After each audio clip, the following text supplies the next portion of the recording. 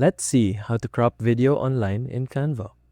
So since we want to crop a video, for the example, let's choose a video template. Let's choose video landscape. Let's wait for this to load and choose any video here in the Elements tab. Or if there's a specific video you want to crop, all you need to do is use the Uploads tab and upload your file there. For this example, let's just use a video in the Elements. So let's choose a video here. I want to choose this video. So in order to crop this video, all we need to do is double click on it or click on the video, then go up here to the top toolbar and choose this icon.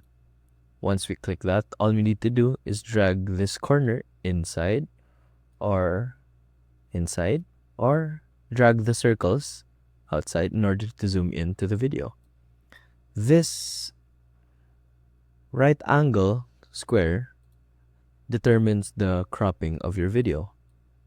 And you can also choose where in the video that it's going to be cropped in. And once you're satisfied with the cropping, all we need to do is click done or any side where there is not a selected feature. That's it. That's how you crop video online in Canva. See you soon.